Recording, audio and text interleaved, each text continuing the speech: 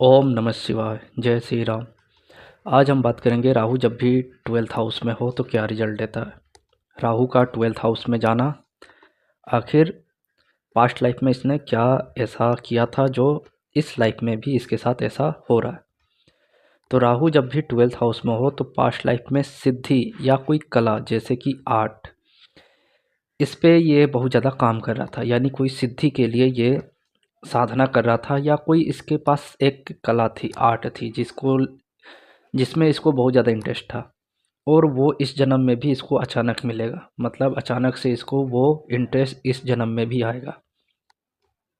जैसे कि राहु 12 सबसे ज़्यादा पेंटिंग की ओर जाते हैं। इनको पेंटिंग बनाना बहुत अच्छा लगता है, या तो हाथों में मेहंदी लगाएंगे, या तो हस्तरेखा देखना, या हाथों को पढ़ना, ऐसी कला होती है, या हाथों से पेंटिंग बनाने की कला। जैसे कि इनको बहुत अच्छा लगता है मेहंदी लगाना, या फिर इनको बहुत अच्छा लगता है पेंटिंग करना, या फिर किसी सिद्धि के पीछे भागते हैं। जैसे कोई सिद्धि यानी कि किसी चीज़ को प्राप्त करने के लिए भागना, यानी एक तरह से बोल सकते हैं कि ऐसे लोग ऐसी देवी देवता की पूजा करते थे जिससे कि इनको, मतलब भगवान और ईश्वर की पूजा से अलग, यानी कि वो पूजा जो थोड़ा काला जादू की ओर होता है।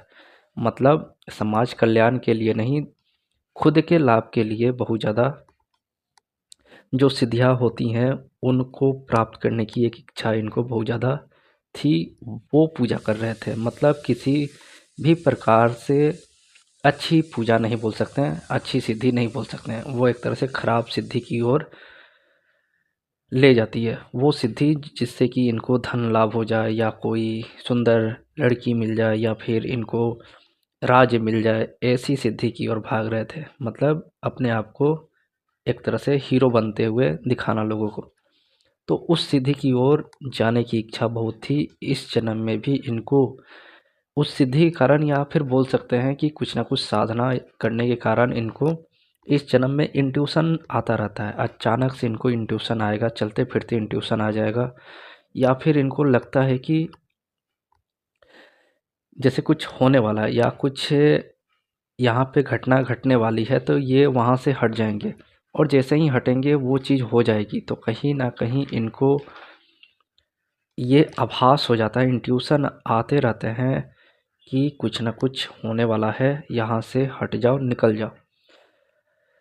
तो राहु 12 जातक साधना, मतलब जो लोग बहुत ज़्यादा अपने आप को साधना की ओर ले जाना चाहते हैं और राहु 12 है, तो उनके लिए एक फ़ायदामंद ये हो जाता है कि इनको नींद बहुत कम आती है, आलस बहुत कम आता है रात में।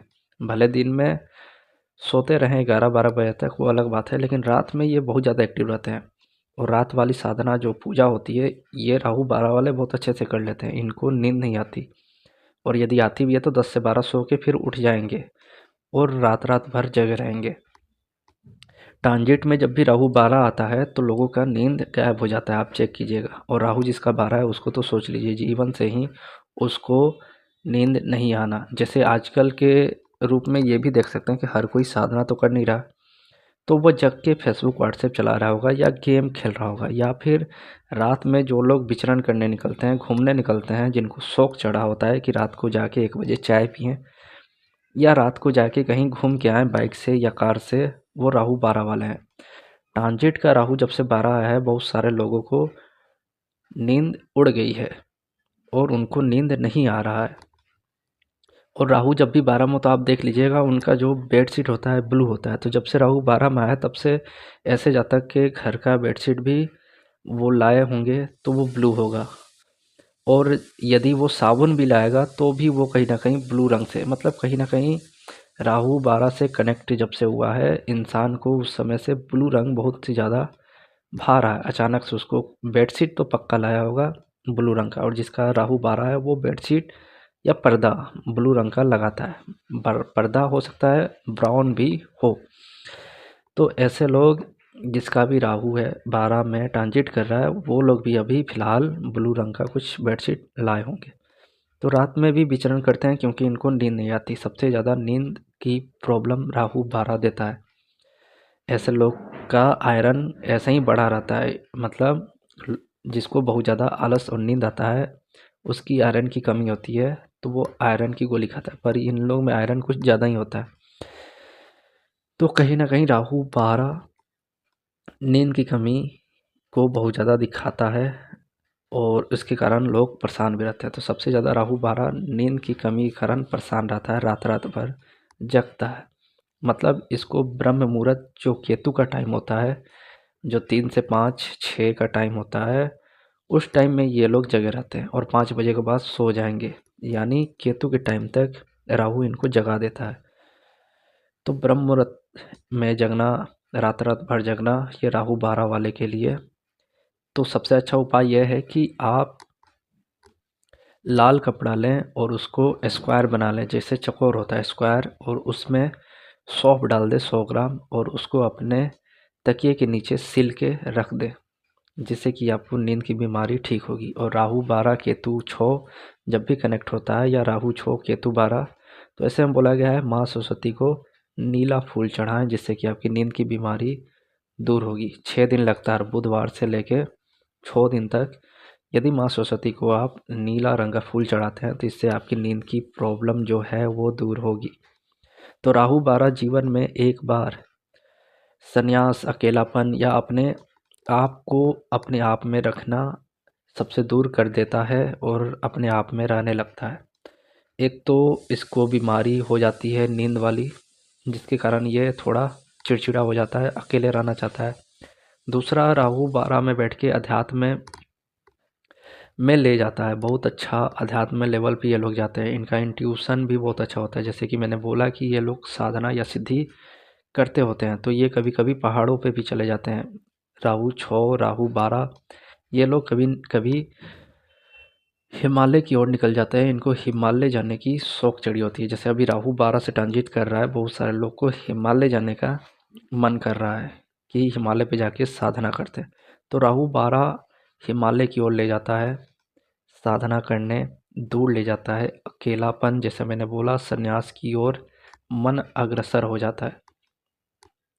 तो इंट्यूशन इनको तो बहुत अच्छे ही आते हैं, लेकिन राहु 12 यहाँ पे बुध के साथ कनेक्ट हो जाए तो ये थोड़ा ख़राब भी है। पागल खाना या जेल खाना भी लेके जा सकता है, या फिर विदेश भी जा सकते हैं। तो राहु 12 बुध से कनेक्ट हो तो थोड़ा ख़राब हो जाता है। पर राहु 12 अकेले बहुत अच्छा होता है, अध्यात्म में ये ले जाता है। अध्यात्म लेवल पे अच्छा होते हैं ऐसे लोग। जैसे राहु 3 वाले वीडियो में मैंने बताया था कि सपनों के द्वारा या चलते फिरते इंट्यूशन आ जाता है, वैसे ही राहु 12 वाले को भी सपनों के द्वारा या चलते फिरते इनको इंट्यूशन आ जाती है। यानी इनको लगता है कुछ होने वाला है, कुछ तो घटित होगा, तो इनको भी सपनों के माध्यम से या कहीं जाते आते फिरते इनको इंट्यूशन आ जाता है। कंजूस बहुत होते हैं, एक नंबर के कंजूस होते हैं। यदि आपको ये दिख रहे हैं खर्च कर रहे हैं, तो ये दूसरे का पैसा लेके खर्च उड़ा रहे हैं। यानी कहीं ना कहीं किसी से पैसा ले लिया तो ये खर्च करेंगे। अपना पैसा तो बहुत संभाल के रखते हैं। मतलब राहु जब 12 में हो तो वैसे भी बोला गया है कि खर्च बहुत ज़्यादा ही करेगा। और यदि राहु अच्छा है तो धर्म में आस्था भी होती है। राहु 12 वाले समाज के लिए दान डोनेशन बहुत ज़्यादा करते हैं। मतलब बहुत ज़्यादा ही खर्च करेंगे और बताएंगे भी नहीं कि किसने दान दिया। जैसे कि राहु 12 वाले लोग बहुत गरीब या अनाथ लड़के लड़कियों की शादी करवाते हुए भी मिलते हैं। राहु 12 समाज कल्याण के लिए आगे रहता है। और मतलब राहु जब अच्छा हो तभी, यदि राहु खराब हो तो ये समाज के लिए कलंक हो जाता है। दिन भर किसी न किसी से ऋण मांगते फिरेगा, कर्ज मांगते फिरेगा। रोज इसको ऋण और कर्ज चाहिए और देना भी नहीं है रिटर्न, तो रोज कोई दे दे इस चक्कर में लगा रहता है। सुबह से ही हाथ फैलाने, मोबाइल घुमाने लगता है कि आज कौन पैसा देगा। तो कर्ज मांगता है और रिटर्न भी नहीं देता, रफू चक्कर हो जाता है, भाग जाता है। वो शहर छोड़ देगा या वहाँ से गुम हो जाएगा, भाग जाएगा। तो अपने घर या फैमिली वाले जो भी हैं इनके, उनसे भी कर्ज मांगता है और फिर घर भी छोड़ देता है, और या फिर उन पे थोप के निकल जाता है कि वो लोग कर्ज देंगे, या उनसे मांग मांग के दूसरे का कर्ज देता रहता है। तो कहीं ना कहीं जो भी लोग का राहु 12 है, ध्यान दें उनको कर्ज ना दें, क्योंकि यदि आप कर्ज देते हैं या किसी से दिलवाते हैं तो आपको ही देना पड़ेगा या फिर फैमिली वाले को देना पड़ जाता है। ये लोग राहु 12 कर्ज मतलब इनको देना भारी पड़ता है। जैसे राहु थर्ड में हो तो ऐसे लोग कर्ज दे देते हैं तो नहीं मिलता, और राहु 12 कर्ज ले लेता है तो नहीं मिलता। तो अपना पैसा दिया तो लेने के लिए ये आपके सर पे चढ़ जाएंगे। यानी राहु बाड़ा में हो और अपना पैसा दे दिया तो ऐसे लोग अपने पैसे के लिए तो जान ले लेंगे आपकी, पर आपसे यदि पैसा ले लें तो उनको लगता है कि वो आपका पैसा नहीं, इन्हीं का पैसा है, तू मेरा भाई है, यार है, दोस्त है, बहुत सारे गुणगान गाएंगे।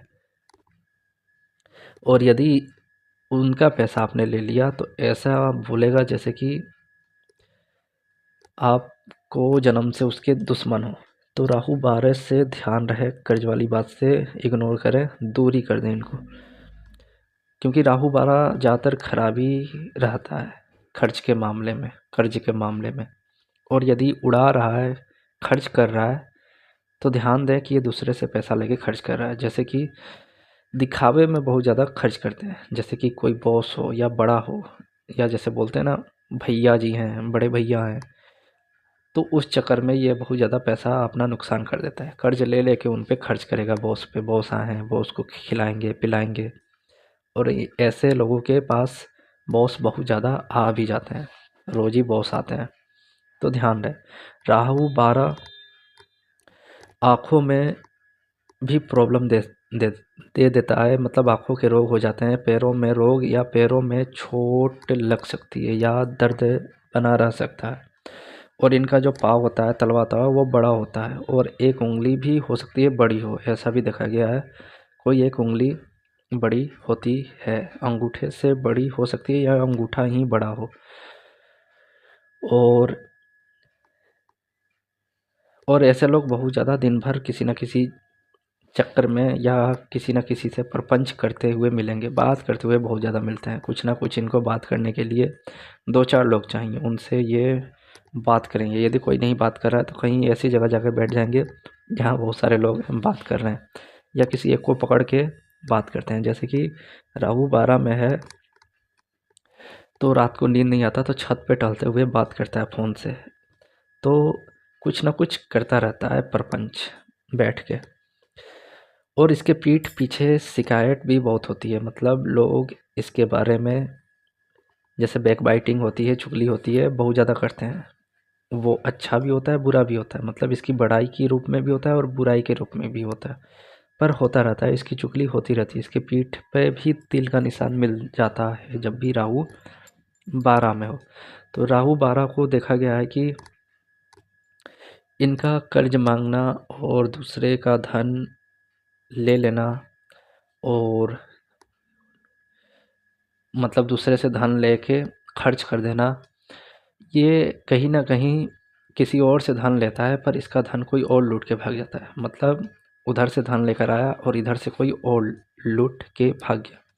जैसे कि राहु 12 में है और इसकी घर में कोई हो जो इसका धन ले ले, या फिर कोई किसी के चक्कर में हो वो इससे धन ले ले, तो कहीं न कहीं राहु 12 दूसरे से तो कर्ज़े माँग लेता है, पर इसका पैसा कोई और लुटाता है, खर्च करता है या लूट के भाग जाता है। देखा गया है कभी-कभी विदेशी, यानी कोई दूर देश से आया, कोई प्रोग्राम बनाया, कोई योजना बताई और पैसा लिया भाग गया, या इन्वेस्ट करा के भाग गया।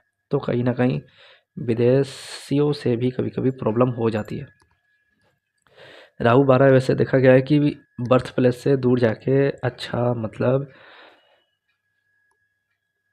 मतलब प्रोग्रेस करते हैं। राहु 12 को बर्थ प्लेस छोड़ देना चाहिए, पर हाँ खर्च पे ध्यान देना चाहिए। कर्ज लेने से, लोन लेने से दूर रहना चाहिए, क्योंकि ये दिखावे के चक्कर में कर्ज लेके उड़ाते हैं। मतलब पैसा 100 रुपया है लेकिन 1000 रुपया दिखाएंगे लोगों को, और बाद में लोन लेके चुकाते फिरते हैं। तो क्रेडिट कार्ड सबसे ज़्यादा राहु 12 वाला लेता है। इसको लगता है कि बैंक ने दिया तो उसको रिटर्न नहीं देना है, और बाद में जब रिटर्न सूद पे सूद चढ़ने लगता है तब इनका दिमाग खुलता है। राहु 12 देखा गया बच्चा गोद लेता है या बच्चा गोद दे भी देता है। राहु 12 मतलब इतना ख़राब हो तो बच्चा गोद भी दे देगा, और अच्छा हो तो बच्चा गोद भी लेता है। जैसे मैंने बताया भी कि ऐसे लोग अनाथ या गरीब बच्चों की देखभाल भी कर सकते हैं या फिर उनकी शादी भी कराते हैं। राहु 12 अच्छा हो तो, और ख़राब हो तो बच्चा गोद दे भी देते हैं। और राहु 12 अच्छा हो तो गोद ले भी सकते हैं। या फिर ये भी देखा गया है राहु 12 वाले के बच्चे हॉस्टल चले जाते हैं, हॉस्टल में पलते हैं, या फिर कोई और गोद ले लेता है। जैसे कि किसी और के घर में पलना, वो अपने में ही मस्त है और उसके बच्चे कहीं और पल रहे हैं, पढ़ रहे हैं, ऐसा भी देखा गया है। तो राहु 12 गोद लेता है या गोद दे भी देता है, जैसा राहु का कंडीशन हो वैसा देखा गया है। और राहु 12 में ये भी देखा गया है कि ऐसे लोग की जो पत्नी है वो बहुत ज़्यादा बीमार रहती है या फिर दवा पे डिपेंड रहती है, हमेशा कुछ ना कुछ दवा चलता रहता है, और पत्नी पे भी बहुत ज़्यादा खर्चे हो सकता है बीमारी में भी, ऐसा देखा गया। राहु 12 में कहीं भी जाए पर अपने संस्कृति को नहीं भूलता, धर्म संस्कृति को मानता है, वो दूसरे धर्म और संस्कृति से दूरी रहता है, अपने धर्म और संस्कृति पे ही टिका रहता है। ये एक अच्छी बात है। विदेश भी चला जाए तो अपने धर्म और संस्कृति को ही मानेगा और अपने धर्म और संस्कृति को ही दूसरे को बताएगा। क्योंकि राहु 12 अध्यात्म में, और जो मैंने बताया कि ऐसे लोग अपने ही धर्म को बहुत ज़्यादा मानते हैं और ये दूसरे धर्म को मानने से मतलब हट जाएंगे, वैसे लोगों से दूर हो जाएंगे। तो ये एक अच्छी बात है, अपने धर्म और संस्कृति को दूर देश भी जाके यदि ये पढ़ने गए हैं या कुछ कमाने गए हैं या रहने गए हैं तो भी अपने ही धर्म और संस्कृति को मानने वाले और दूसरे को भी चाहते हैं कि ये देखा गया राहु 12 में हो तो दूसरे को भी ये अपने धर्म और संस्कृति के बारे में बताएंगे, ज्ञान देंगे, और वो लोग भी कहीं ना कहीं इनके धर्म और संस्कृति को मानने लगते हैं। तो राहु 12 ये अच्छा रिजल्ट देता है। तो बहुत सारे ऐसे लोग जो साधना की ओर हैं या अध्यात्म की लेवल पे हैं, वैसे लोग का राहु 12 राहु 6 से कनेक्ट होते हुए मिलता है, मिल ही जाएगा, आप चेक कीजिएगा। तो ये था राहु 12 पे वीडियो। नेक्स्ट हम केतु सीरीज करेंगे, तब तक के लिए धन्यवाद। जय श्री राम।